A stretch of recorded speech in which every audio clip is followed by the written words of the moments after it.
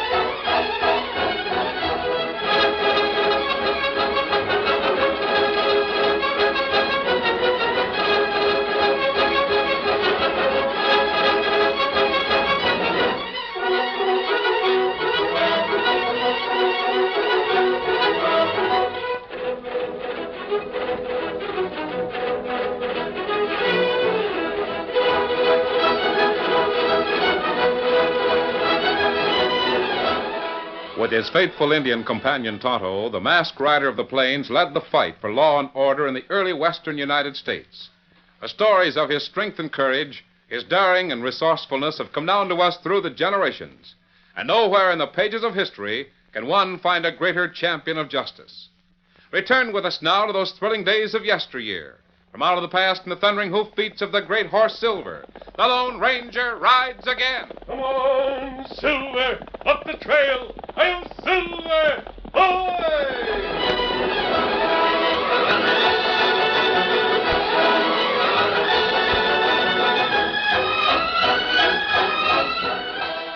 During the Revolutionary War and for many years thereafter, the beaver hat, tall and very polished, was the mark of affluence and dignity.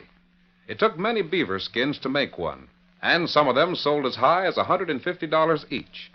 Most of them were made in Philadelphia, and as the demand for them spread to Europe, adventurous trappers and fur traders penetrated deeper and deeper into the mountains of the far west in search of skins to supply the tremendous demands for beaver hats. Thus it was the trapper and trader who established the first trails through the mountains to California, Oregon, and Washington, laying the foundation for the great Oregon and California trails. Then, one day, something happened in a Philadelphia hatmaker's shop which was destined to change the course of Western history. Just look at that hat. It's as fine as a beaver. Beaver? Why, Mr. Kinney, it's better than a beaver. Maybe so. It's lighter by far. And it looks a lot better than a beaver. What gave you the idea for the design of that felt hat, John? Well, I got a letter from a friend of mine who's out west. Oh, yes, I remember now. He wanted you to design a special type of hat for him. Yes, that's right. Said he wanted it light in weight because he had to wear it so much of the time. And also he wanted it wide of brim to shield his eyes from the sun and his face from the rain. Well, that hat'll do all of those things. It might be a good idea if we made a few more hats like that one. We could call it the Plainsman. An excellent merchandising idea, Mr. Kinney. There's a lot of folks interested in going out west right now. That hat might catch on.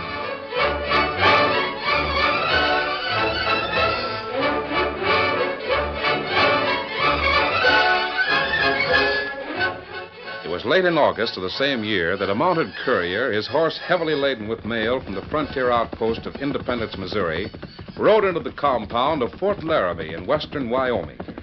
He pulled his horse up sharply before the blockhouse of Post Commander Colonel Fontenelle. Hey, the mail's in, boys. Where's Colonel Fontenelle? The colonel's coming. Here, there he is now. Yeah, well, the mail from Independence. Put the saddlebags in the porch there, Ryder. I'll have one of the troopers take care of your horse. You'll have to sign for the mail, Colonel. Yes, certainly. There you are, sir. The mail's sealed in the pouch. And here's a package. It's quite large. Too big to seal in the pouch, huh? It's addressed to Sir William Drummond Stewart, whoever that is. Oh, yes. Sir William. The colonel means big hat. Or just plain Bill Stewart. You mean the hombre I've seen around here that wears that tall beaver hat? Uh-huh, that's him.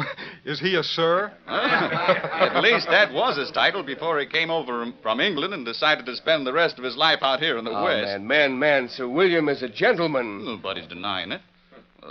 That tall hat of his just looks funny out here where the only headgear is an Indian war bonnet or a coonskin cap. Well, gentlemen, it's not often that one has an opportunity to get such frank opinion of oneself from one's fellow citizens. Sir William, I apologize for any uncouth or uncomplimentary remarks that may have been overheard.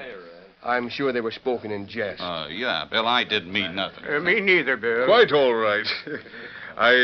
Did I understand the dispatch rider to say that he had a package for me, Colonel? Oh, yes, I almost forgot it.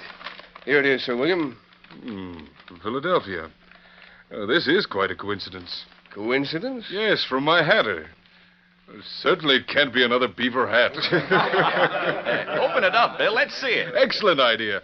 Here, you fellows, help me with the cord. Yes, I'll cut it. That's it. Cut the cord there. Wonder what's in it. Open it there. Let's see what's in it. Well, what do you make of that? A hat. Hat it is.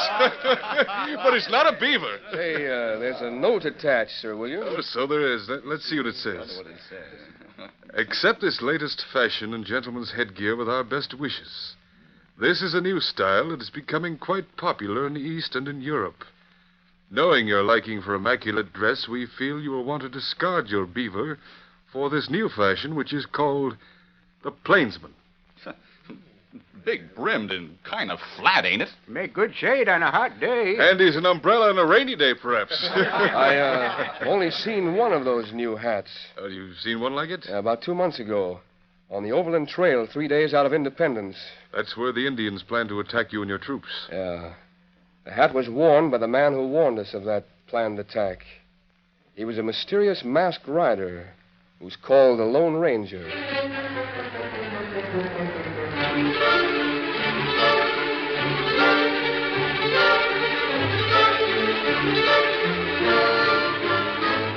Little did Sir William Drummond Stewart realize the terrific impact the arrival of his new hat would have on the economic welfare of thousands of Indians and traders in the far west.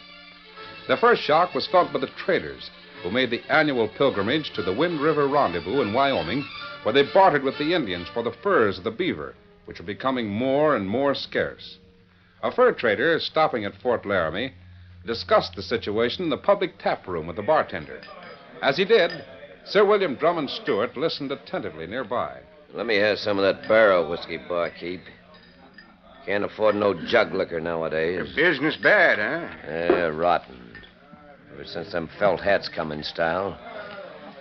Can't sell beaver hides for nothing nowadays. Reckon the Indians don't like that either. Yeah, they don't know nothing about it yet.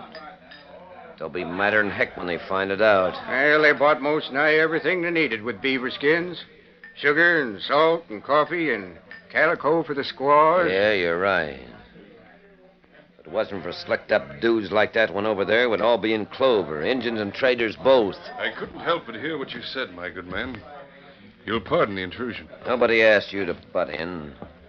Me and the barkeep was getting along all right without you, dude. It was not dudes like myself who caused your financial reverses in the fur market. You and men like you brought it upon yourselves. Hey, now listen, dude. Don't go telling me my business.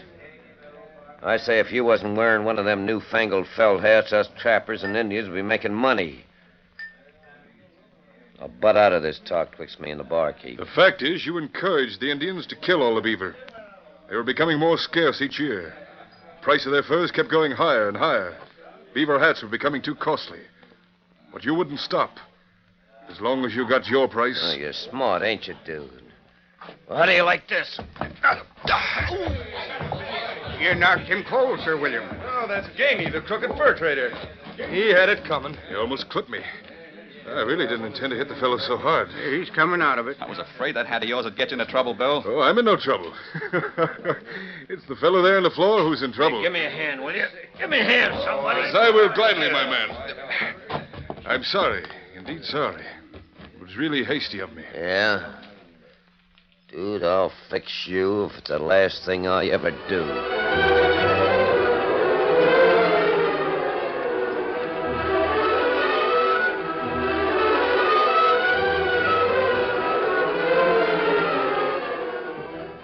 The Indians of the Rockies knew nothing of the invention of the felt-making machine or the change in fashion of men's hats.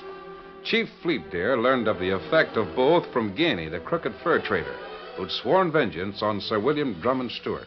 Why you no buy beaver skin, huh? No can use, Chief. Savvy? No savvy. Tribe kill many beaver for white trader. Get much salt, much sugar, much bullets for gun. No, that was last year, Chief. Fashions and hats have changed. You know Bill Stewart, man with big hat, Fort Laramie. Oh, man with hat like log. Him good friend of Chief Fleetdeer. Him good friend of all Indians. Oh, you think so? Well, he done you Indians a lot of dirt when he quit wearing beaver hat. Me no savage. Now, look, Chief. Now, it's this way. Bill Stewart's hat made out of beaver skin. Bill Stewart throw away beaver hat. Get new hat. Big like this. White hat. Many of Bill Stewart's friends far off, they throw away beaver hat. No wear beaver hat anymore. Indian need salt, need flour, need bullet. Oh, too bad, Chief. Blame it on Bill Stewart and his friends. Bill Stewart not friend of Indian. Throw away hat, trader no buy beaver skin. Well, that's the way it all shapes up, Chief. Sorry. Me fix.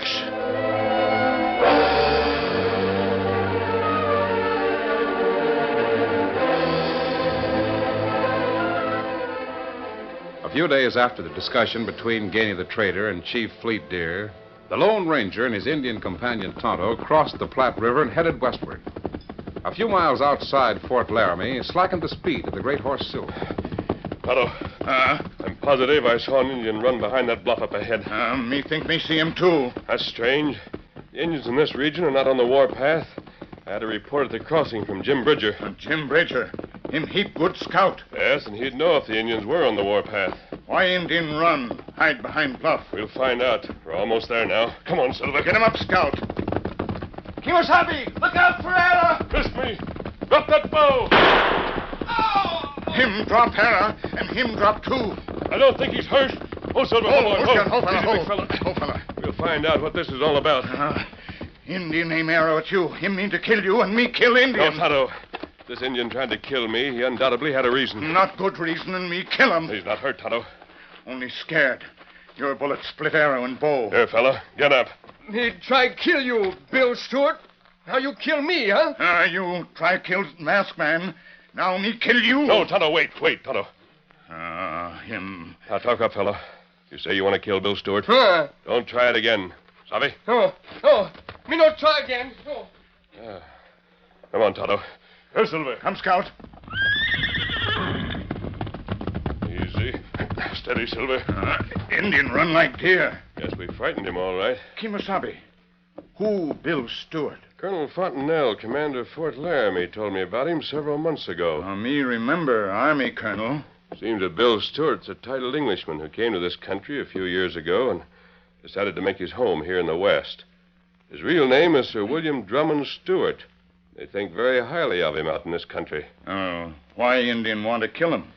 That's what I'm going to find out, Tonto. We're riding into Fort Laramie to see Sir William. Come on, Silver. Get him up, Scout.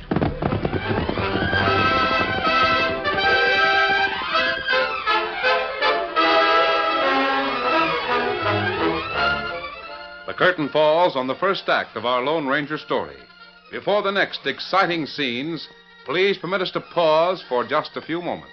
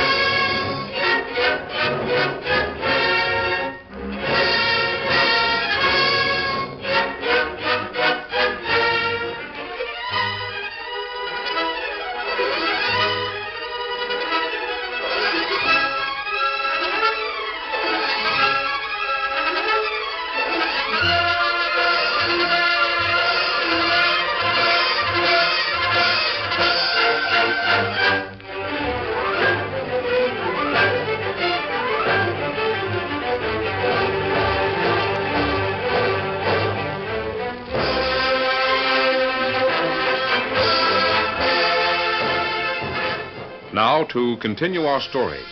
Reaching Fort Laramie, the Lone Ranger was immediately admitted into the presence of Colonel Fontenelle, the commander. The masked man sought information as to the whereabouts of Sir William Drummond Stewart. Meanwhile, Tonto struck up an acquaintance with an Indian girl who seemed to be employed about the fort. You speak English? Huh? Me speak English, too. Maybe handsome one come from east? Oh, Tonto ride from east. You name Tonto? Huh? Tonto, pretty name.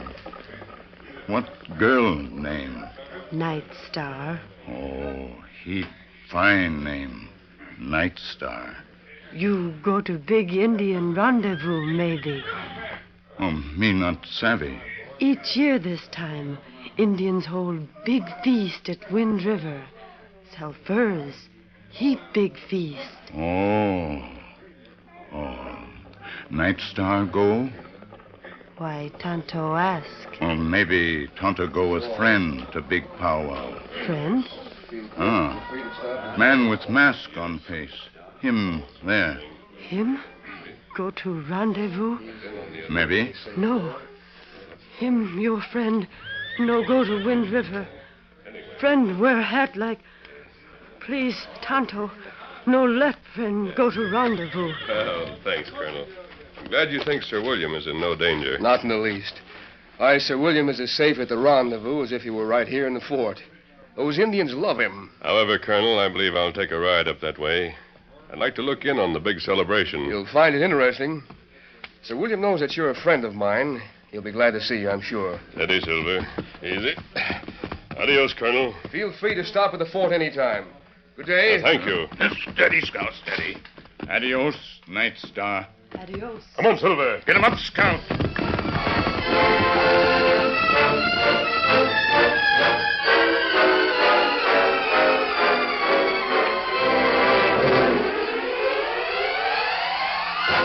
The Lone Ranger had not failed to see the Indian girl talking to Tonto. As they rode out of the stockade and out upon the plain, he questioned his Indian companion in jest. That girl didn't seem to want you to leave her, Tonto. Oh, girl loco like all squaw. Where we go now, Kimasabi? The Wind River. I'm not satisfied that Sir William's life is not in danger. You go to big Indian powwow on Wind River? Yes, Tonto. Sir William will be there. Oh, Scout, ho, fella, ho. Oh, Silver, ho, easy now. What's the matter, Tonto? Why are you stopping? Kimasabi. Yes? Indian girl at fort, not loco. A moment ago, she was crazy. Now she's not. What's this all about? Girl say you not go to Wind River. She said that? She say if you my friend, you not go. Tonto, there's something going on among those Indians that Colonel Fontenelle doesn't know about. Girl think danger for you. And there's no time to lose. We must get to Wind River. Come on, Silver. Get him up, Scout.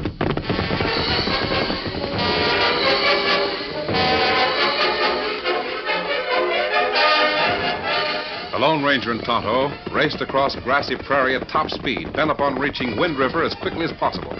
Suddenly, Tonto drew in on his rein, and the Lone Ranger did likewise. Kimasabi. Yes, Tonto. Me see sign. Many Indian come by here. I noticed the same signs, Tonto. In fact, I'm positive we're near Indians. Silver's been acting strangely. Ears up, all alert. Maybe danger. There they are, see? Me see him. Many Indian ride horse. Come, Kimasabi, we run. Too many to fight. It's too late now, Tonto. They're closing in from all sides. Indian kill you. Indian on warpath. Wear much feathers. We'll have to see this out. Take my guns quickly, Tonto. Tonto, take your guns? Yes, quickly. Then make peace sign. Yeah, me take guns. Indian see peace sign. Now they're making peace signs to you. Tonto, when they ride up, tell them I'm your prisoner. Me tell them, but me not savvy. I have reasons to believe they want me, not you. Oh, now me savvy. They're quieting down now, but they're closing in.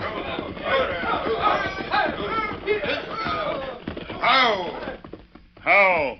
You Indian. You friend? Me Indian friend. What you want? Man with white hat. You not get man with white hat. So that's it. My hat has something to do with this situation. Him your friend? Him my prisoner. Where you take prisoner? Me take prisoner to Wind River. Indians say You give guns of man with white hat. Him my prisoner, and me keep guns. Indians say, you keep prisoner, you keep guns. Indian follow you to Wind River. That's good. Get him up, Scout.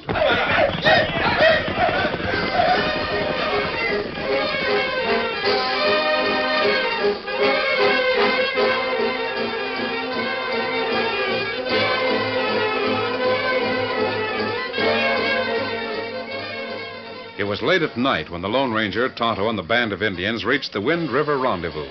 Several thousand Indians were camped on the high plateau. It was evident that some sort of trouble was brewing. The Lone Ranger, still a prisoner, was shoved into a teepee, where Tonto, in possession of the Lone Ranger's guns, insisted on standing guard.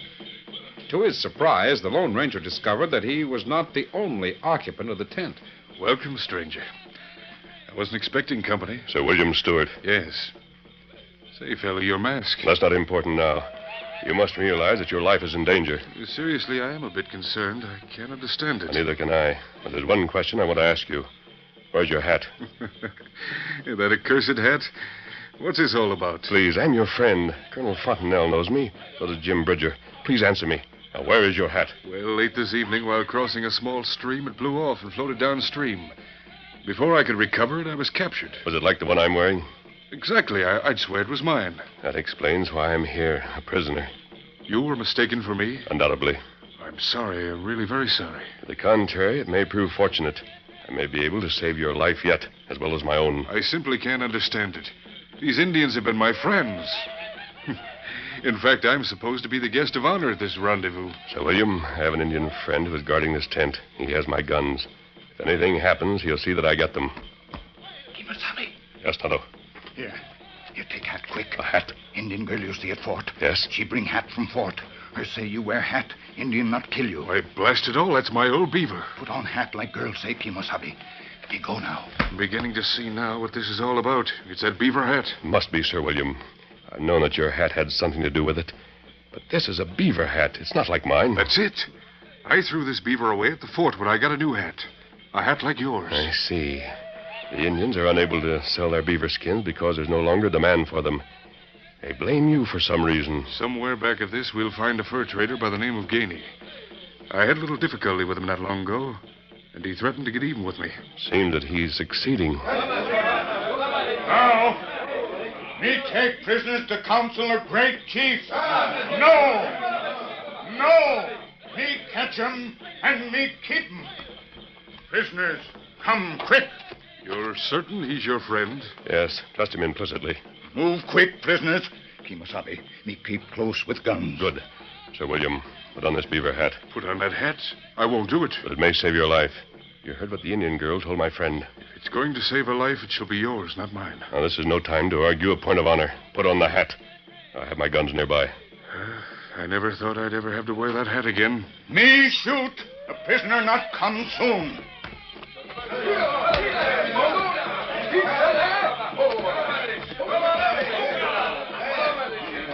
Well, my friend, I hope that the next world is as exciting as this one has been.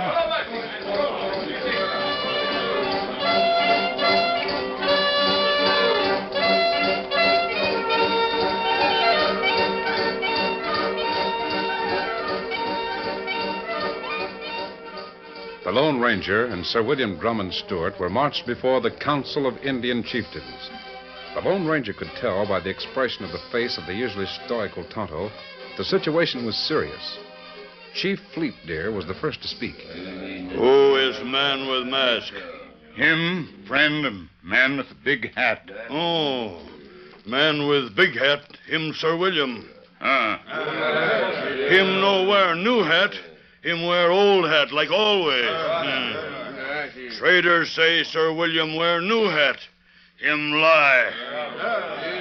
Where is trader named Gainey? Here I am, Chief.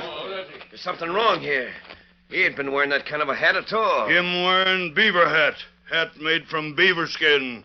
Him still Indian friend. I'm telling you, Chief, him and that masked fellow's putting something over on you boys. You're the one who tried to put something over, Gainey. You've robbed these Indians long enough. When I interfered, you tried to turn the Indians against me. You can't say that and get away with it, you sneaking aristocrat. You must have your guns. I've got them. Officer, even if these Indians won't. Oh! Man with mask, shoot fast, like lightning. You saved my life. He was going to shoot me. He's not hurt badly. The Indians will take care of him. You friend of Sir William. You friend of Chief Fleetdeer. Thank you, Chief Fleetdeer. You have a true friend in Sir William. Me know. Masked man, what bring you to Wind River? I came here a prisoner, Chief, but I also bring you good news. The Hudson Bay Fur Company is soon to send traders here. Men you can trust. They will buy your furs.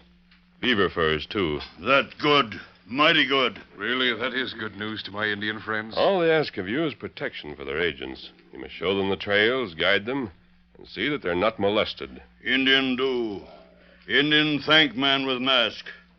Indian now make Sir William big chief of all Indian tribes. Well, I was afraid for a while, Chief, that I was going to play another role in your annual celebration. No savvy.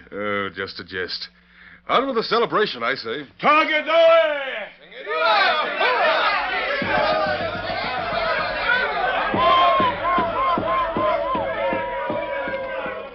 Tonto.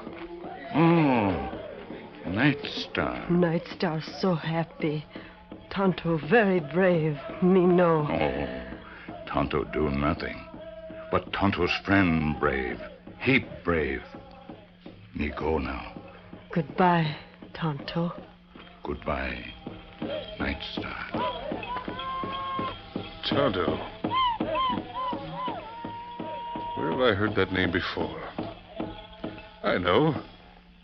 Colonel Fontenelle told me about him and the Lone Ranger. Why, Chief. What Sir William say? Chief, the masked man is the Lone Ranger. Hail Silver! Away!